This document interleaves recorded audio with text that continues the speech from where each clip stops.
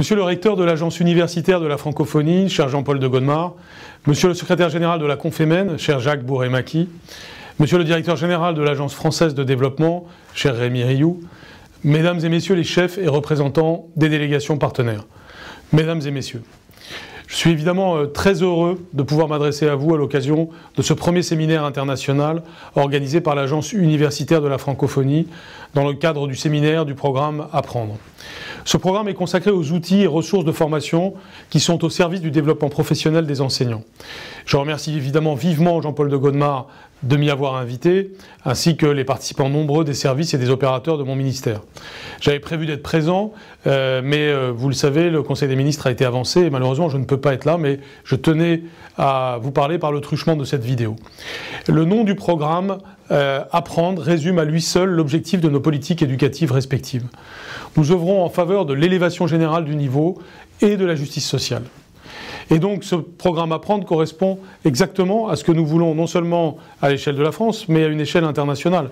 Le président de la République, Emmanuel Macron, a eu l'occasion de le dire à l'occasion de la conférence de Dakar. J'ai eu l'occasion moi-même de le répéter à moult reprises dans un cadre national et dans un cadre international. Nous avons d'un pays à l'autre, d'un système éducatif à l'autre, des problèmes qui ne sont pas toujours de même nature ou de même échelle, mais qui néanmoins nous renvoient à des défis communs. Au-delà de la diversité de nos situations, nous poursuivons en effet une même finalité, donner à tous nos élèves des leviers de réussite. Et pour la France, je dis que c'est l'élévation du niveau général et la justice sociale. Les deux vont ensemble. Au travers de la coopération éducative, comme l'a dit le président Macron dans son discours, cette fois-ci à l'université de Ouagadougou, au mois de novembre 2017, il y a une priorité. Et elle a été aussi rappelée très clairement avec le ministre sénégalais de l'Éducation au moment justement de l'événement de Dakar en février 2018, lors de la conférence de reconstitution des fonds du partenariat mondial pour l'éducation. Parce que cette conférence de Dakar n'a pas seulement été l'occasion d'une annonce de 200 millions d'euros faite par le président pour positionner la France parmi les principaux bailleurs du partenariat mondial pour l'éducation. Elle a été aussi l'occasion de dire qu'il y a des priorités internationales de premier plan. En commençant par la scolarisation des jeunes filles, qui constitue un thème prioritaire tant au niveau bilatéral que multilatéral. Nous le soulignerons dans le cadre de la présidence française du G7 en 2019, puisque nous organiserons une conférence ministérielle consacrée à l'éducation et au développement, dont l'un des principaux sujets sera la scolarisation des jeunes filles. Il n'existe en effet pas de développement social sans l'émancipation des filles. Et c'est important de le dire parce qu'il y a là un enjeu qualitatif, mais aussi un enjeu quantitatif. Un pays qui réussit à scolariser toutes les filles autant que les garçons, qui réussit à élever les filles autant que les garçons dans l'ensemble des études scolaires et supérieures qui existent, est évidemment un pays qui se donne plus les moyens de son développement. Mais il y a aussi le deuxième enjeu de la formation professionnelle, qui est évidemment lié aux deux autres, et qui figurera également parmi les thèmes prioritaires qui seront abordés lors de la réunion à Paris le 5 juillet prochain des ministres de l'Éducation du G7. Cela fera écho à ce que nous avons dit dans le cadre du G20, où avec l'Argentine, la France a voulu porter l'idée que l'éducation est un grand thème international avec ces trois thèmes structurants. Et puis enfin, il y a le troisième thème, la formation des enseignants et le développement professionnel de nos professeurs. C'est naturellement un enjeu capital pour la qualité de l'éducation.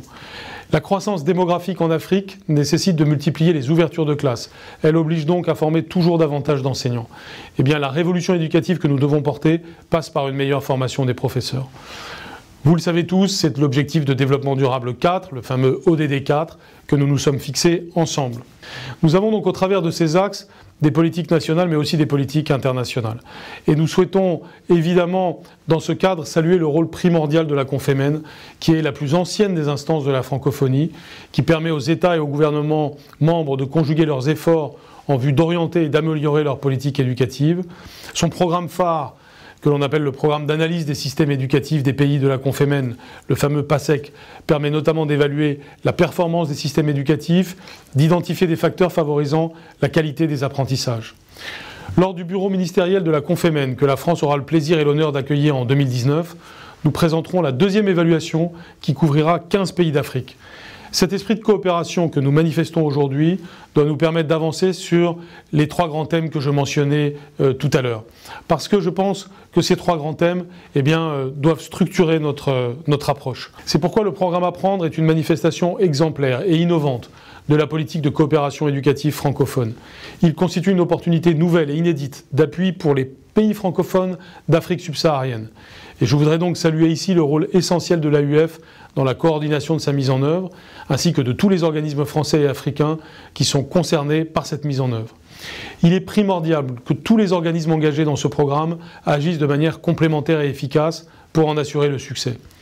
Je pense notamment du côté français à nos académies, à nos établissements publics d'appui pédagogique, le CIEP, l'Institut des hautes études de l'éducation et de la formation, que vous connaissiez sous le nom d'ESEN, et qui maintenant est encore plus ouvert et international, le CNED, Canopé, l'ONICEP, et nos établissements d'enseignement supérieur, les SP, qui évidemment vont eux aussi changer dans le cadre de la réforme à laquelle je faisais référence. Leurs ressources, leur expertise doivent être mobilisées en appui à des demandes qui appellent des réponses globales, cohérentes et structurées. Nous devons en effet être en capacité de mieux répondre aux demandes d'accompagnement global des réformes des systèmes éducatifs dans une logique de développement des échanges et des bonnes pratiques et de transfert des compétences. Mon ministère met en œuvre activement cette politique de coopération éducative et s'est déjà engagé par exemple sur cette voie avec le Sénégal, sur la base de l'accord cadre de coopération éducative que j'ai signé avec mon homologue et ami sénégalais, M. Thiam, le 2 février 2018. Je voudrais donc féliciter l'AUF, mais aussi féliciter l'AFD d'avoir organisé ce séminaire de réflexion. C'est un séminaire qui va permettre d'aller de l'avant pour le programme Apprendre, parce que c'est à partir d'une réflexion collective et d'échanges croisés entre les responsables et experts français et africains du domaine éducatif que ce programme Apprendre va pouvoir se développer au cours des prochaines années. Il apportera des éléments concrets pour améliorer la formation des enseignants et pour améliorer la qualité des enseignements. Je sais que la première journée de votre séminaire a déjà permis des présentations et des échanges très utiles sur les outils et les ressources de formation. Je souhaite vivement que ces échanges se poursuivent parce qu'il faut que les deux tables rondes permettent d'avoir une vision d'ensemble des outils et des ressources de formation des enseignants disponibles en France et en Afrique. Je souhaite enfin, pour conclure, un plein succès au programme Apprendre parce qu'il constitue une opportunité nouvelle, inédite, de grande ampleur au service de la coopération éducative entre pays francophones. Cela nous permettra de nous accompagner les uns les autres, de soutenir chacun dans sa politique de développement d'une éducation de qualité au service des nouvelles générations. Vous pourrez compter pour cela sur l'appui sans réserve du ministère français de l'Éducation nationale et de la jeunesse. Je sais que chacun d'entre vous est mobilisé également pour réussir ensemble ce grand projet. Je vous remercie.